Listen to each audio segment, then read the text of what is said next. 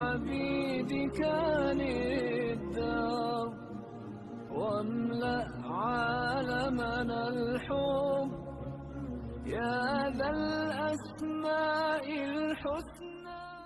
نحمده ونصلي ونسلم على رسوله الكريم وعلى آله وأصحابه أجمعين أما بعد. أعوذ بالله من الشيطان الرجيم. بسم الله الرحمن الرحيم. ناظرین و سامعین السلام علیکم ورحمۃ اللہ وبرکاتہ. تخلیق انسان قرآن کی اسلامی تعلیمات کی روشنی میں انسان اپنی پہچان کھو بیٹھا ہے.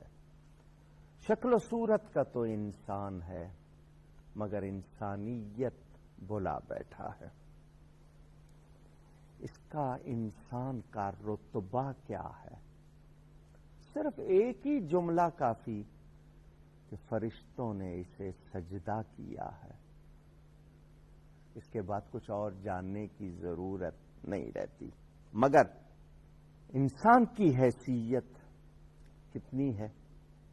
جو لوگ بتوں کو سجدہ کرتے ہیں، پتھروں کو پوجتے ہیں،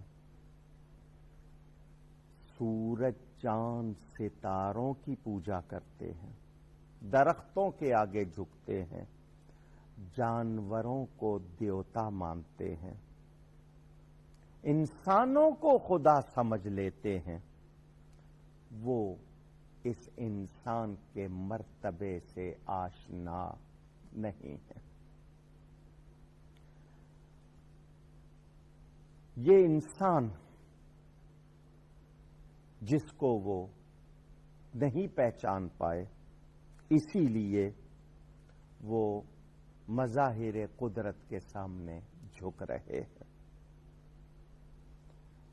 انسان کے اصلی رتبے کا خود انسان کو علم ہو جائے، وہ جان لے تو اس کو پتہ چل جائے. بار بار یہ جملہ میں دہرا رہا ہوں کہ وہ اشرف المخلوقات ہے، یعنی اسے تمام مخلوقات پر شرف، درجہ، بزرگی دی گئی ہے. حضرت آدم علیہ السلام کو تمام چیزوں کے نام سکھانا. یہاں علماء نے ایک بات بتائی، نکتہ بتا دوں آپ کو کہ تمام چیزوں کے نام بتانے میں راز یہ کہ اے انسان، یہ تمام چیزیں تیرے بس میں کر دی جائیں گی. تو اللہ تعالی کا فرما بردار بن جا، پھر یہ ساری چیزیں تیرے بس میں ہوں گی. اللہ تعالی کی وہ امانت جس کو پھر نہ پہاڑوں نے اٹھایا اور نہ زمین نے اور نہ آسمانوں نے، وہ اس انسان کو دی گئی.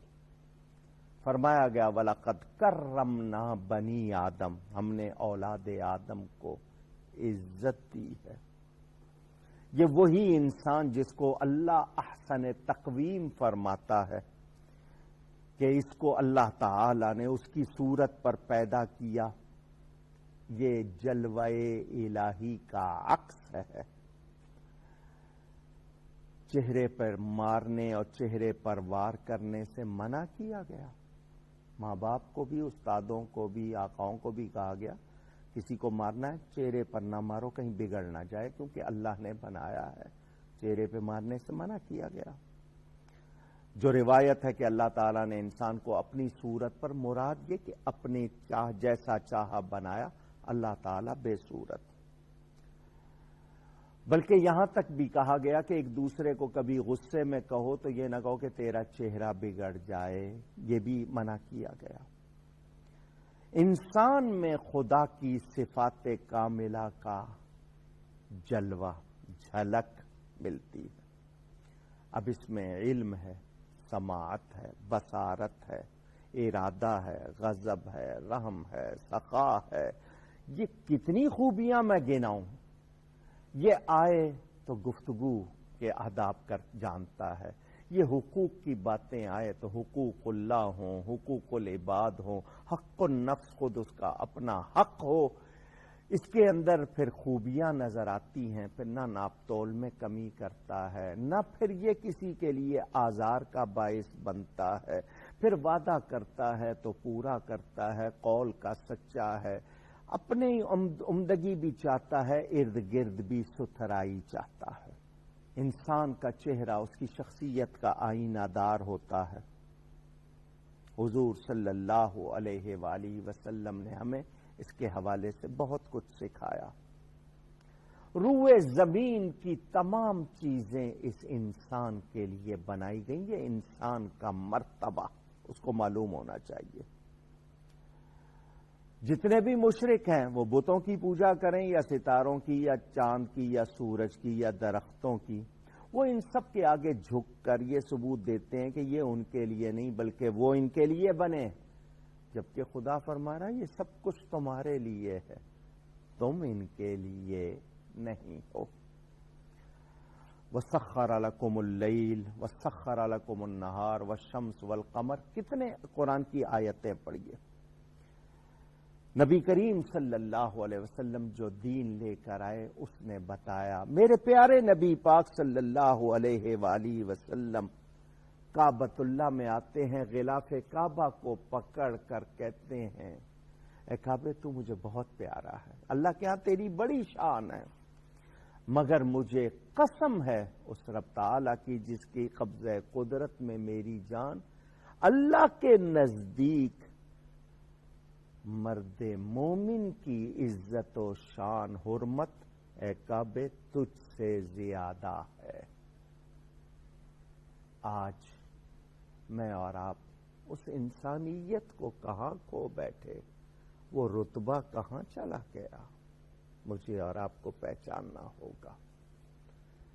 ہم کہیں نہ کہیں اپنے آپ کو کھو بیٹھے ہیں، ہمیں اپنے آپ کو ڈھونڈنا ہوگا۔ اس انسان کی شان کیا ہے؟ علامہ اقبال فرماتے ہیں کافر کی یہ پہچان کہ آفاق میں گم ہے، مومن کی یہ پہچان کہ گم اس میں ہے آفاق۔ سوچئے گا، اے انسان تجھے اللہ نے بہت شان عطا کی۔ یرفع اللہ الذین آمنوا منکم والذین اوتوا العلم درجات، قرآن میں ہے۔ علم کا مرتبہ دے کر درجوں بلند کیا اللہ تعالیٰ نے، کتنی شان عطا فرمائی، یہ کسی اور مخلوق کو یہ درجہ نہیں ملا۔ وہ انسان کہاں گیا؟ قرآن میں تو اس کے لیے آج بھی رہنمائی ہے۔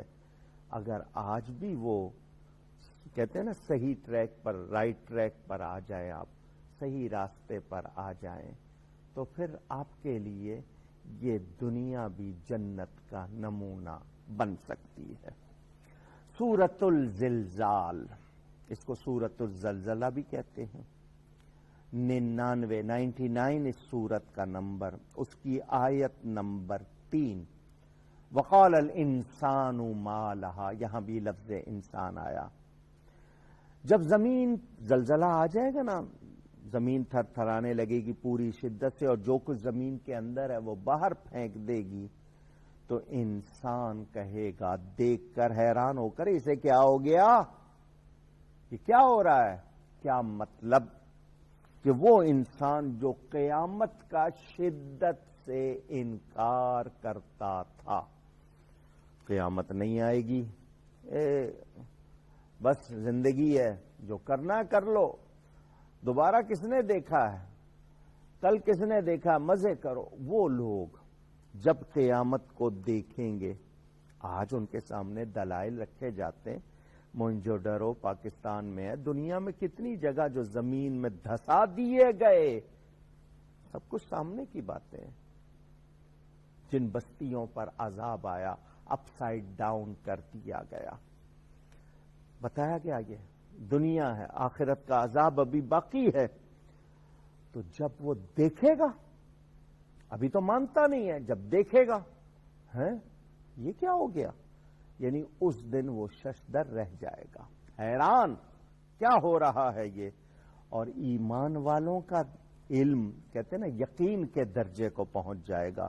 علم الیقین، عین الیقین، وہ آنکھوں سے دیکھیں گے تو جو ایمان والے ہیں ان کا دل ٹھہرا رہے گا، سلامت رہے گا، دوسروں کا حال بہت برا ہوگا، اور یہ زمین اپنی سرگزشت سب کچھ بیان کر دے گی۔ آپ اس زمین پر جب چلتے ہیں نا تو یہ زمین بے خبر نہ جانیے اس کو۔ آپ اگر اس پر اکڑ کے چل رہے ہیں تو یہ کہتی ہے آنا تو مجھی میں ہے، میرے اندر ہی آنا ہے۔ اس پر جو کچھ کر رہے ہیں پھر اسی کے اندر جانا ہے۔ گرد پڑ جائے جھاڑتے ہیں غبار، اسی مٹی میں جانا ہے، وہیں سے بنے ہیں۔ منہا خلقناکم وفیہا نعیدکم، یہ ذرا قرآن پڑھا کیجئے، ذرا پہچانیے کہاں سے آئے ہیں اور کہاں جانا ہے۔ حضور اکرم صلی اللہ علیہ وآلہ وسلم نے عمل کر کے بھی دکھا دیا، ارشادات بھی اور اس کا عملی نمونہ بھی پیش کر دیا۔ صحابہ کرام، حضور صلی اللہ علیہ وسلم نے اپنے ایک صحابی کو بھیجا، یہودیوں سے معاہدہ ہوا تھا جب غلہ ہوگا نصف نصف ہو جائے گا۔ وہ صحابی ایک بھیجا، وہ ان لوگوں نے اپنی عورتوں کا زیور جمع کر کے اس صحابی کے سامنے رکھا، یہ لے لو، ہم کسی کو نہیں بتائیں گے، یہ تمہارا ہوگا، ہمارا حصہ زیادہ کر دو۔ اس نے کہا یہ تو اتنا سا ہے، تم ساری دنیا کا سونا مجھے دو، میں تب بھی ایک دانہ ادھر نہیں ہونے دوں گا۔ اس دن وہ غیر مسلم کہہ رہے تھے تمہاری یہی خوبی ہے جس نے تمہیں عزت دی ہے۔ آج کا مسلمان انکار نہ کرے، مانے، اور انسانوں کو بتایا جا رہا ہے قیامت آئے گی۔ یہ کوئی کہانی نہیں ہے ایسی جس کو آپ سمجھیں کہ فرضی بیان کر دی گئی، یہ حقیقت ہے، اور ایمان والے کو جاننا ہے کہ میں زمین پر کیا کر رہا ہوں۔ کل یہی زمین ساری دھاتیں جمع کر کے تانبے کی بنا دی جائیں گی، مجھے اللہ کی بارگاہ میں پیش ہونا ہے، وہاں مجھے جواب دینا ہے میں نے کیا کیا کیا ہے۔ یہ زمین وہ سارا کچھ مجھ پر جو گزرے گا وہ مجھے بھگتنا ہے، یاد رہنا چاہیے۔ قرآن کریم نے ہمارے لیے آسانی کی ہے۔ بچے ٹیچر سے پوچھتے ہیں امتحان میں کیا ہوگا، ہمیں بتا دیا جائے، آسانی ہو جائے گی۔ یہاں ایک ایک بات کھول کے بتا دی گئی، ہم پھر بھی یاد نہ کریں، نہ سنبھلیں تو پھر ہم واقعی غافل ہیں، بھول میں ہیں، ہمیں احساس نہیں۔ زندگی کو آسان بنائیے اور کامیاب بھی بنائیے۔ کیسے؟ قرآن کریم اور ارشادات نبوی صلی اللہ علیہ وسلم کی روشنی میں۔ گفتگو میں مجھ سے کوئی غلطی ہوئی ہو